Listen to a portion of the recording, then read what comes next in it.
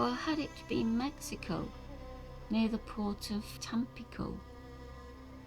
He did not now remember the circumstances. Childhood had been nice. He had loved all life, especially the animals, had in fact been able for a time to bring dead animals back as they had been. He lived with rabbits and bugs, wherever it was, either on Earth or a colony world. Now he had forgotten that too, but he recalled the killers because they had arrested him as a freak, more special than any of the other specials, and due to that everything had changed. Local law prohibited the time reversal faculty by which the dead returned to life. They had spelled it out to him during his 16th year. He continued for another year to do it secretly, in the still remaining woods.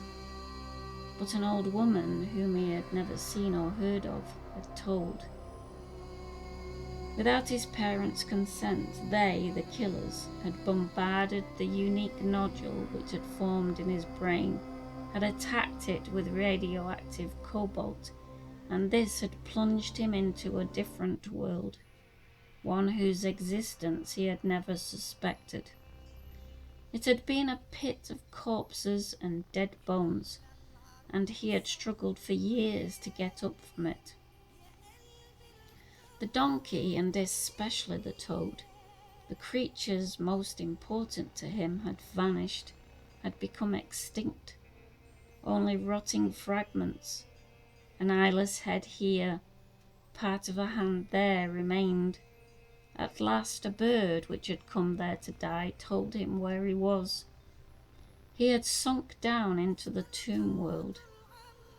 He could not get out until the bones strewn around him grew back into living creatures.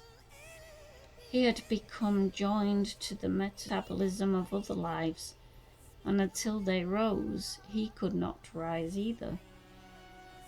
How long that part of the cycle had lasted he did not now know. Nothing had happened generally, so it had been measureless. But at least the bones had regained flesh.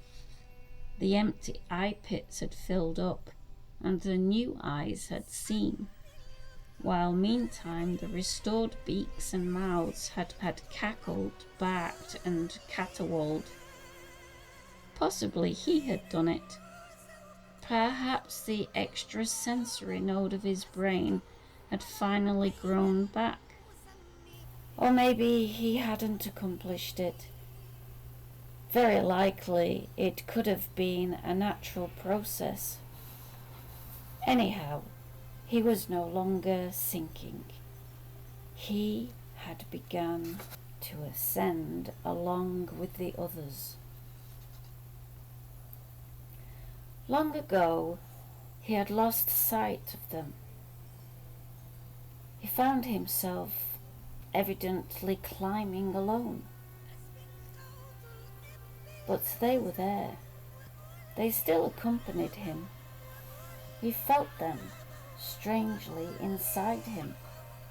Isadore stood holding the two handles, experiencing himself as encompassing every other living thing, and then, reluctantly, he let go. It had to end, as always, and anyhow, his arm ached and bled where the rock had struck it. Releasing the handles, he examined his arm, then made his way unsteadily to the bathroom of his apartment to wash the cut off.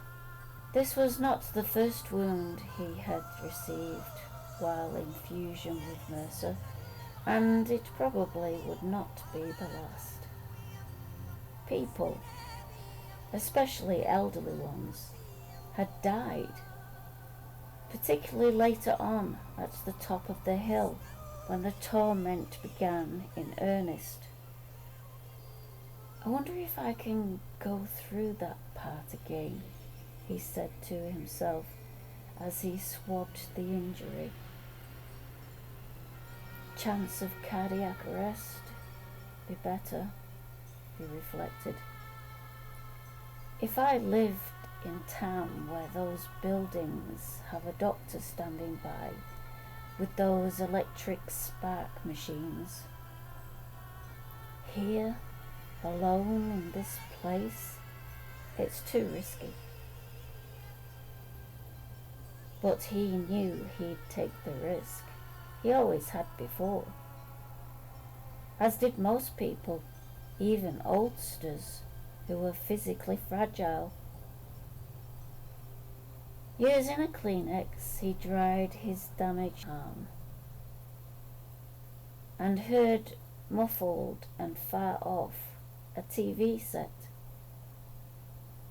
It's someone else in this building, he thought wildly, unable to believe it.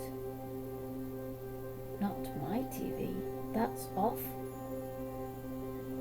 And I can feel the floor resonance. It's below, on another level, entirely. I'm not alone here anymore, he realized.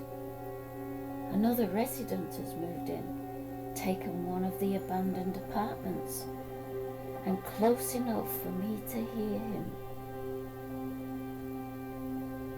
Must be level 2 or level 3, certainly no deeper.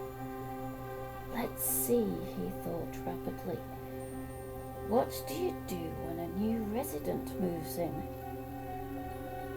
Drop by and borrow something. Is that how it's done? He could not remember. This had never happened to him before, here or anywhere else. People moved out. People emigrated. But nobody ever moved in. You take them something, he decided. Like a cup of water, or rather milk. Yes, it's milk, or flour, or maybe an egg, or specifically their ersatz substitutes. Looking in his refrigerator, the compressor had long since ceased working. He found a dubious cube of margarine, and with it set off excitedly, his heart labouring for the level below. I have to keep calm, he realised. Not let him know I'm a chicken head. If he finds out I'm a chicken head, he won't talk to me. That's always the way it is for some reason. I wonder why. He hurried down the hall.